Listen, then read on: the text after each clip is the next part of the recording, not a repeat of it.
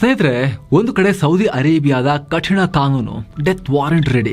ಇನ್ನೊಂದು ಕಡೆ ಆ ಸಾವಿನಿಂದ ಬಚಾವಾಗಬೇಕು ಅಂದ್ರೆ ಕಟ್ಟಬೇಕಾದ ದಂಡ ಬರೋಬ್ಬರಿ 34 ಕೋಟಿ ರೂಪಾಯಿ.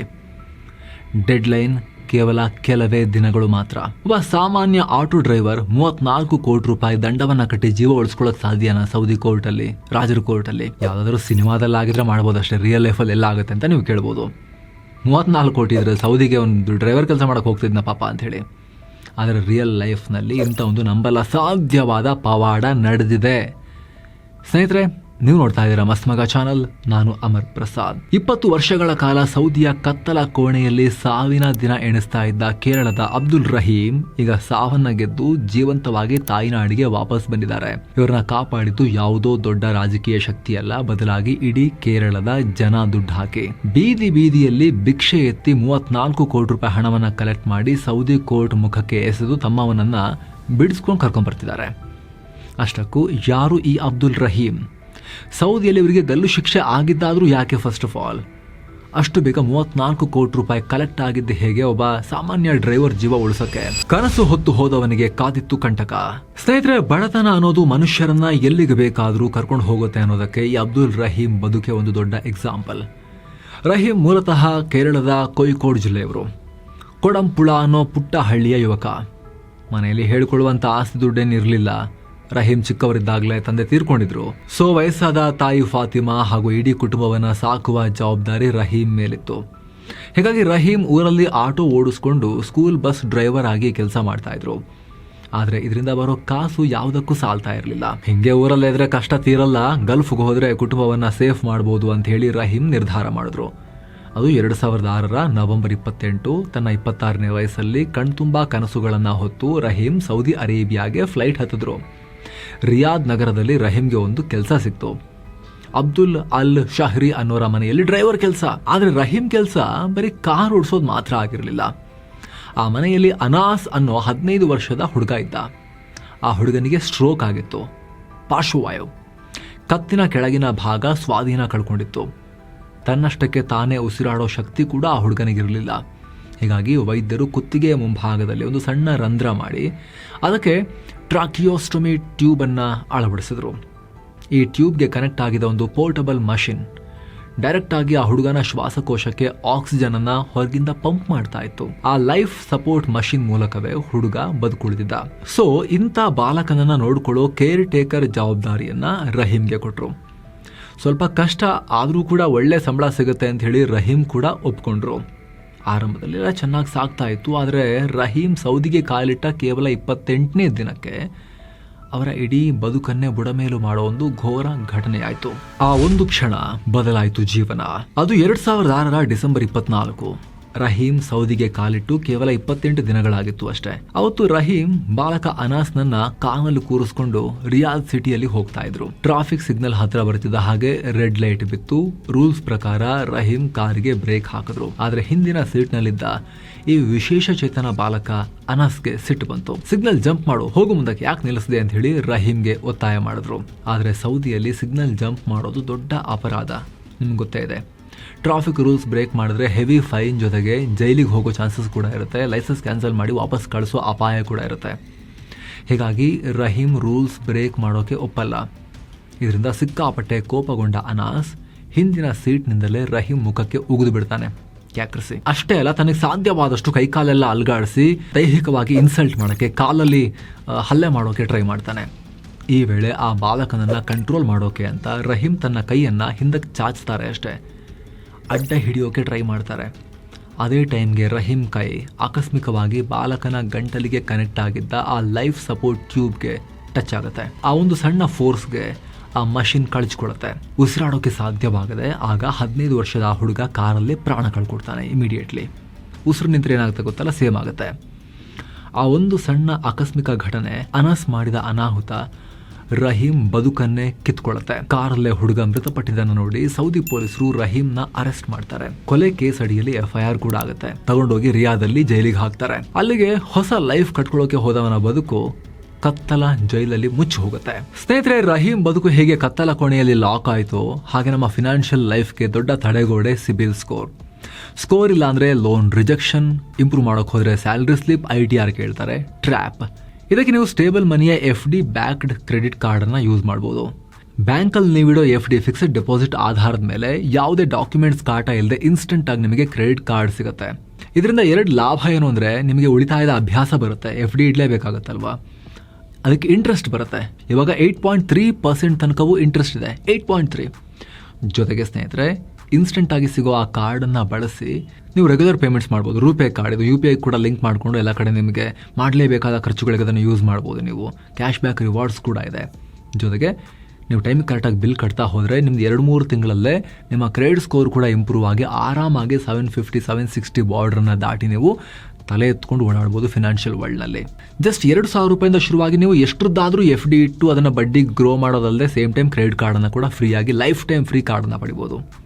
ಆಸಕ್ತರು ವಿಡಿಯೋ ಕೆಳಗಡೆ ಡಿಸ್ಕ್ರಿಪ್ಷನ್ ಮತ್ತು ಪಿನ್ ಮಾಡಿರೋ ಕಾಮೆಂಟ್ನಲ್ಲಿರೋ ಸ್ಟೇಬಲ್ ಮನಿ ಲಿಂಕನ್ನು ಮಿಸ್ ಇಲ್ಲದೆ ಚೆಕ್ ಮಾಡಿ. ಬನ್ನಿ ಕಂಟಿನ್ಯೂ ಮಾಡೋಣ. ನೇಣುಗಂಬದ ನೆರಳು, 34 ಕೋಟಿ ಷರತ್ತು. ವರ್ಷಗಳು ಉರುಳ್ತಾ ಹೋದ್ವು. ಒಂದು ಕಡೆ ಕೋರ್ಟ್ನಲ್ಲಿ ವಿಚಾರಣೆ ನಡೀತಾನೆ ಇತ್ತು. ನಾನು ಬೇಕು ಅಂತ ಮಾಡಿಲ್ಲ, ಅದೊಂದು ಅಪಘಾತ ಅಂತ ರಹೀಂ ಎಷ್ಟೇ ಬೇಡಿಕೊಂಡ್ರು ಅಲ್ಲಿ ಯಾರೂ ಕೇಳೋರೇ ಇರಲಿಲ್ಲ. ಕಡೆಗೆ 2011ರಲ್ಲಿ ಸೌದಿ ಕೋರ್ಟ್ ತೀರ್ಪನ್ನು ಕೊಡ್ತು. ರಹೀಂಗೆ ಮರಣದಂಡನೆ ಅಂತ ಹೇಳಿಬಿಟ್ರು. ಆದರೆ ಲೀಗಲ್ ಟೀಮ್ ಹೈಯರ್ ಕೋರ್ಟ್ಗೆ ಅಪೀಲ್ ಹೋಗುತ್ತೆ. ನಂತರ 2018ರಲ್ಲಿ ಸೌದಿಯ ಸುಪ್ರೀಂ ಕೋರ್ಟ್ ಕೂಡ ಮರಣದಂಡನೆಯನ್ನು ಎತ್ತಿ ಹಿಡಿತು. ಆಗಲೂ ಕೂಡ ಲೀಗಲ್ ಟೀಮ್ ಬಿಡದೆ ಮೃತನ ಕುಟುಂಬದೊಂದಿಗೆ ಹೇಗಾದರೂ ಮಾಡಿ ಕಾಂಪ್ರಮೈಸ್ ಮಾಡ್ಕೊಳ್ಳೋಕೆ ನಿರಂತರ ಪ್ರಯತ್ನ ಮಾಡ್ತಾನೆ ಇದ್ರು. ಇದೇ ಕಾರಣಕ್ಕೆ ಗಲ್ಲು ಶಿಕ್ಷೆಯ ಜಾರಿಯನ್ನು ಮುಂದೂಡ್ತಾ ಬಂದರು. ಆದರೂ ಕೂಡ ಇಲ್ಲ, ಇನ್ನು ಮುಗೀತು, ರಹೀಂ ಬರೋ ಚಾನ್ಸೇ ಇಲ್ಲ, ಬಂದರೂ ಕೂಡ ಬಾಡಿ ಮಾತ್ರ ಬರುತ್ತೆ ಅಂತ ಎಲ್ಲರೂ ಕೂಡ ಅಂದ್ಕೊಂಡಿದ್ರು. ಇದೇ ರೀತಿ ಯಾವುದೇ ಕ್ಷಣದಲ್ಲಿ ಗಲ್ಲಿಗೆ ಹಾಕ್ಬೋದು ಅನ್ನೋ ಭಯದಲ್ಲೇ ರಹೀಂ 20 ವರ್ಷ ಸೌದಿ ಜೈಲಲ್ಲಿ ಕಳೆದ್ರು. 20 ವರ್ಷ. ಇಷ್ಟು ವರ್ಷಗಳಲ್ಲಿ ತನ್ನ ಫ್ಯಾಮಿಲಿಯೊಂದಿಗೆ ಮಾತನಾಡೋಕ್ಕೂ ಅವರಿಗೆ ಅವಕಾಶ ಸಿಗಲಿಲ್ಲ. ವಯಸ್ಸಾದ ತಾಯಿ ತನ್ನ ಮಗನನ್ನು ನೋಡಿದ್ದು ಬರೀ ಒಂದೇ ಬಾರಿ, ಅದು ಕೂಡ 2024 ನವೆಂಬರ್ನಲ್ಲಿ ಕೇವಲ 45 ನಿಮಿಷ ಮಾತ್ರ.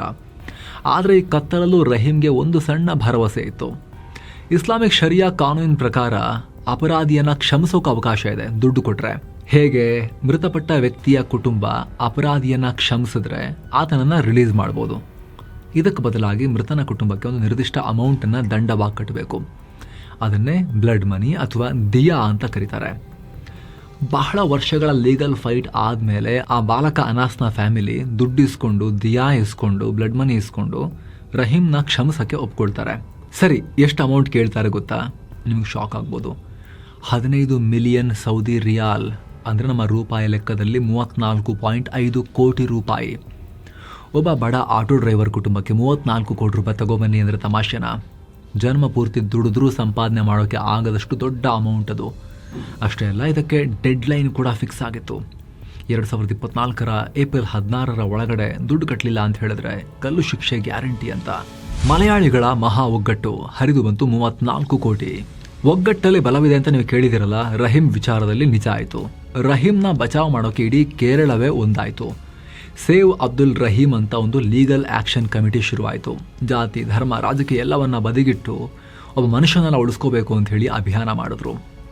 ಜಗತ್ತಿನಾದ್ಯಂತ ಇರೋ ಮಲಯಾಳಿಗಳು ಕೂಡ, NRIಗಳು ಕೂಡ ನಾಳೆ ನಮಗೂ ಆಗ್ಬೋದಲ್ವಾ ಅದು, ಸೌದಿಯಲ್ಲಿರೋರಿಗೆ, ಅರಬ್ ರಾಷ್ಟ್ರಗಳಲ್ಲಿರೋರಿಗೆ. ಸೊ ಇಲ್ಲಿ ಏನಾರು ಮಾಡಿ ಉಳಿಸ್ಕೋಬೇಕು ಇವನನ್ನ ಅಂಥೇಳಿ ಒಟ್ಟಾದರು. ಫಂಡ್ ರೈಸ್ ಮಾಡೋಕೆ ಅಂತಲೇ ಸೇವ್ ಅಬ್ದುಲ್ ರಹೀಂ ಅನ್ನೋ ಸ್ಪೆಷಲ್ ಆ್ಯಪ್ ಕ್ರಿಯೇಟ್ ಮಾಡಿದ್ರು. ಕೇರಳದ ಪ್ರಸಿದ್ಧ ಉದ್ಯಮಿ ಬೋಬಿ ಚಮನೂರ್ ಅಂತೂ ಬೀದಿ ಬೀದಿ ಸುತ್ತಿ ಪಾದಯಾತ್ರೆ ಮಾಡಿದ್ರು. ಟೀ ಮಾರೋರು, ಆಟೋ ಡ್ರೈವರ್ಗಳು ತಮ್ಮ ಒಂದು ದಿನದ ಸಂಪಾದನೆಯನ್ನೇ ದೇಣಿಗೆಯಾಗಿ ಕೊಟ್ಟರು. ಹೋಟೆಲ್ಗಳಲ್ಲಿ ಬಿರಿಯಾನಿ ಮಾರಿ ದುಡ್ಡು ಕಲೆಕ್ಟ್ ಮಾಡಿದ್ರು. ಯೂಟ್ಯೂಬರ್ಸ್ ಲೈವ್ ಬಂದು ಹಣ ಕಲೆಕ್ಟ್ ಮಾಡೋಕ್ಕೆ ಹೆಲ್ಪ್ ಮಾಡಿದ್ರು. 2024 ಮಾರ್ಚ್ 10ಕ್ಕೆ ಶುರುವಾದ ಈ ಕ್ಯಾಂಪೇನ್ ಏಪ್ರಿಲ್ 12 ಹೊತ್ತಿಗೆ ಡೆಡ್ಲೈನ್ಗೂ ಮುನ್ನವೇ ಟಾರ್ಗೆಟ್ ರೀಚ್ ಆಗೇ ಬಿಡ್ತು. ಬರೋಬ್ಬರಿ 8.5 ಲಕ್ಷಕ್ಕೂ ಅಧಿಕ ಜನ ದುಡ್ಡು ಕೊಟ್ಟರು. ಕಲೆಕ್ಟ್ ಆಗಿದ್ದು ಬರೀ 34 ಕೋಟಿಯಲ್ಲ, 44 ಕೋಟಿ ರೂಪಾಯಿ ಕಲೆಕ್ಟ್ ಆಯಿತು. ಒಬ್ಬ ಸಾಮಾನ್ಯ ಪ್ರಜೆಗಾಗಿ ಇಡೀ ರಾಜ್ಯ ಒಂದಾಗಿ ಇಷ್ಟು ದೊಡ್ಡ ಅಮೌಂಟನ್ನು ಸುರಿದ್ರು. ಜಗತ್ತಿನ ಇತಿಹಾಸದಲ್ಲೇ ಬಿಗ್ಗೆಸ್ಟ್ ಫಂಡ್ ರೈಸಿಂಗ್ ಕ್ಯಾಂಪೇನ್ ಇದು. ಒಬ್ಬ ಡ್ರೈವರ್ನ, ಒಬ್ಬ ಸಣ್ಣ ಕಾರ್ಮಿಕನನ್ನು ಉಳಿಸೋಕೆ ಮಾಡಿರೋ ಕ್ಯಾಂಪೇನ್ ಅಂತ ಕೌಂಟ್ ಮಾಡಿದಾಗ ಕೂಡಲೇ ಸಂಗ್ರಹವಾಗಿರೋ ದುಡ್ಡಲ್ಲಿ 34 ಕೋಟಿಯನ್ನು ರಾಯಭಾರ ಕಚೇರಿ ಮೂಲಕ ಸೌದಿ ಕೋರ್ಟ್ಗೆ ಕಟ್ಟಲಾಯಿತು. ಕಣ್ಣೀರಿಟ್ಟ ಕರುಳು 20 ವರ್ಷದ ಬಳಿಕ ತಾಯಿಯ ಮಡಿಲಿಗೆ. ಹಣ ಕಟ್ಟಿದ ತಕ್ಷಣ ರಹೀಂ ರಿಲೀಸ್ ಆಗಲಿಲ್ಲ. ಕಾನೂನು ಪ್ರಕ್ರಿಯೆಗಳು ಅಷ್ಟು ಸುಲಭ ಇರಲಿಲ್ಲ. ಮೃತಪಟ್ಟ ಹುಡುಗನ ಕುಟುಂಬ ಕ್ಷಮಾದಾನ ಪತ್ರಕ್ಕೆ ಸೈನ್ ಹಾಕಿದ್ಮೇಲೆ 2024 ಜುಲೈನಲ್ಲಿ ಕೋರ್ಟ್ ಮರಣದಂಡನೆಯನ್ನು ರದ್ದು ಮಾಡಿತು. ಆದರೆ ಸೌದಿ ರಾಜರ ಒಪ್ಪಿಗೆ, ಜೈಲಿನ ಕ್ಲಿಯರೆನ್ಸ್, ಎಂಬೆಸಿ ಕೆಲಸಗಳು ಎಲ್ಲ ಲೀಗಲ್ ಫಾರ್ಮಾಲಿಟೀಸ್ ಮುಗಿಯೋಕೆ ಮತ್ತೆರಡು ವರ್ಷ ಬೇಕಾಯಿತು. ಕಡೆಗೂ 20 ವರ್ಷಗಳ ಜೈಲು ವಾಸದ ಬಳಿಕ ಸೌದಿ ಜೈಲಿನ ಬಾಗಿಲು ಓಪನ್ ಆಯಿತು. ಯಾವ ಜೈಲಿನಿಂದ ನಾನು ಜೀವಂತ ಹೋಗಲ್ಲ ಅಂತ ರಹೀಮ್ ಅಂದ್ಕೊಂಡಿದ್ರು, ಅದೇ ಜೈಲಿನಿಂದ ಸ್ವತಂತ್ರ ಹಕ್ಕಿಯಾಗಿ ಹೊರಬಂದರು. ದಿನಾಂಕ ಮೇ 28, 2026 ಬೆಳಿಗ್ಗೆ 7:35 ರಹೀಮ್ ಫ್ಲೈಟ್ ಕ್ಯಾಲಿಕಟ್ ಏರ್ಪೋರ್ಟ್ಗೆ ಬಂದು ಇಳಿತು. 26ನೇ ವಯಸ್ಸಿಗೆ ದುಡಿಯೋಕೆ ಅಂತ ಹೋದ ಯುವಕ 20 ವರ್ಷ ಸೌದಿ ಜೈಲಲ್ಲಿ ಕಳೆದು ಹಣ್ಣು ವ್ಯಕ್ತಿಯಾಗಿ ತುಂಬ ಸಫರ್ ಆಗಿ ಹೊರಗೆ ಬಂದರು. 46ನೇ ವಯಸ್ಸಲ್ಲಿ ಅವ್ರನ್ನ ಸ್ವಾಗತ ಮಾಡೋಕೆ ಅವರ ಕುಟುಂಬ ಏರ್ಪೋರ್ಟ್ಗೆ ಹೋಗಿತ್ತು. ಕಣ್ಣೀರು ಹಾಕ್ತಾ ಪ್ರಾರ್ಥನೆ ಮಾಡ್ತಾ ಕೂತಿದ್ದ ವಯಸ್ಸಾದ ತಾಯಿ ಫಾತಿಮಾ ಕಡೆಗೂ ಕೂಡ ಮಗನನ್ನು ಅಪ್ಕೊಂಡು ವೆಲ್ಕಮ್ ಮಾಡಿಕೊಂಡ್ರು. ನಾನು ಬದುಕಿ ಬಂದಿರೋದೇ ಪವಾಡ, ನನ್ನನ್ನು ನೋಡದೇ ಇರೋ ಜನ ನನಗೋಸ್ಕರ ಇಷ್ಟೆಲ್ಲ ನನಗೆ ಹೆಲ್ಪ್ ಮಾಡಿದ್ರು, ಹೋರಾಡಿದ್ರು, ಪ್ರಾರ್ಥನೆ ಮಾಡಿದ್ರು. ಈ ಕೇರಳ ನಮ್ಮ ನಾಡು ನಮಗೆ ಮರು ಜನ್ಮವನ್ನು ಕೊಟ್ಟಿದೆ ಅಂಥೇಳಿ ರಹೀಮ್ ಕೂಡ ಕಣ್ಣೀರು ಹಾಕಿದ್ರು. ನೋಡಿ, ಒಬ್ರಿಗೊಬ್ರು ಮುಖ ಪರಿಚಯ ಇಲ್ಲ ಅಂದರೂ ಕೂಡ ಮಲಯಾಳಿಗಳು ಎಷ್ಟು ಒಗ್ಗಟ್ಟಲ್ಲಿ ಒಬ್ಬ ಸಾಮಾನ್ಯ ಡ್ರೈವರ್ನ ಉಳಿಸ್ಕೊಳ್ಳೋಕೆ ಎಂಥ ಅಭಿಯಾನ ಮಾಡಿದ್ರು, ಜೀವಂತ ಉಳಿಸಿ ಹೆಂಗೆ ಕರ್ಕೊಂಡ್ಬಂದ್ರು ಅಂತ ಹೇಳಿ. ರಿಯಲಿ ಗ್ರೇಟ್ ಇದು. ಇದ್ರ ಬಗ್ಗೆ ನಿಮ್ಮ ಒಪಿನಿಯನ್ ಏನು ಮಿಸ್ ಇಲ್ಲದೆ ಕಾಮೆಂಟ್ ಮಾಡಿ ತಿಳಿಸಿ. ಹಾಗೆ ಸ್ನೇಹಿತರೆ, ಕಡೆದಾಗಿ ಒಂದು ಕ್ವಿಕ್ ರಿಮೈಂಡರ್ ಆಗಲೇ ಹೇಳಿದ್ವಲ್ಲ ಸ್ನೇಹಿತರೆ, ನಿಮಗೆ ಉಳಿತಾಯದ ಅಭ್ಯಾಸವನ್ನ ರೂಢಿಸ್ತಾ ನಿಮ್ಮ ಹತ್ರ FD ಇಡಿಸ್ಕೊಂಡು ಅದಕ್ಕೆ ಬಡ್ಡಿ ಕೊಡ್ತಾ ಬ್ಯಾಂಕ್ ನಿಮಗೆ ಕ್ರೆಡಿಟ್ ಕಾರ್ಡ್ ಕೂಡ ಇನ್ಸ್ಟೆಂಟ್ ಆಗಿ ಕೊಟ್ಟು ನಿಮ್ಮ ಕ್ರೆಡಿಟ್ ಸ್ಕೋರ್ ಕೂಡ ಇಂಪ್ರೂವ್ ಆಗ್ತಾ ಹೋಗೋ ಅವಕಾಶ. FD backed credit card just 2000 ರೂಪೀಸಿಂದಲೂ ಕೂಡ ನೀವು FD ಇಟ್ಟು ಅದಕ್ಕೆ ಬಡ್ಡಿಯನ್ನು ಪಡ್ಕೊಳ್ತಾ ಇನ್ಸ್ಟೆಂಟ್ ಆಗಿ ಕ್ರೆಡಿಟ್ ಕಾರ್ಡನ್ನು ನಿಮ್ದಾಗಿಸ್ಕೊಳ್ಬೋದು. ಯಾವುದೇ credit score, CIBIL score, salary slip, ITR ಏನು ಕೇಳಿದೆ ನಿಮಗೆ ಇನ್ಸ್ಟೆಂಟ್ ಆಗಿ ಕ್ರೆಡಿಟ್ ಕಾರ್ಡ್ ಕೊಟ್ಬಿಡ್ತಾರೆ. ಯಾರಿಗೆ ಬೇಕಾದರೂ ಕ್ರೆಡಿಟ್ ಕಾರ್ಡ್ ಸಿಗುತ್ತೆ. ರೂಪೇ ಕ್ರೆಡಿಟ್ ಕಾರ್ಡ್ ನಿಮ್ಮ UPI ಲಿಂಕ್ ಮಾಡಿಕೊಂಡು ನಿಮ್ಮ ಎಲ್ಲ ಅವಶ್ಯಕ ಪೇಮೆಂಟ್ಸನ್ನು ಸ್ಕ್ಯಾನ್ ಆ್ಯಂಡ್ ಪೇ ಕೂಡ ಮಾಡ್ಬೋದು. ಇದರಿಂದ ಕ್ಯಾಶ್ ಬ್ಯಾಕ್ ರಿವಾರ್ಡ್ಸ್ ಕೂಡ ಇದೆ. ಆಸಕ್ತರು ಮಿಸ್ ಇಲ್ಲದೆ ವಿಡಿಯೋ ಕೆಳಗಡೆ ಡಿಸ್ಕ್ರಿಪ್ಷನ್ ಮತ್ತು ಪಿನ್ ಮಾಡಿರೋ ಕಾಮೆಂಟನ್ನು ಚೆಕ್ ಮಾಡಿ ಮತ್ತೆ ಭೇಟಿ ಆಗ್ತಿರೋಣ ಸ್ನೇಹಿತರೆ. ನಮಸ್ಕಾರ.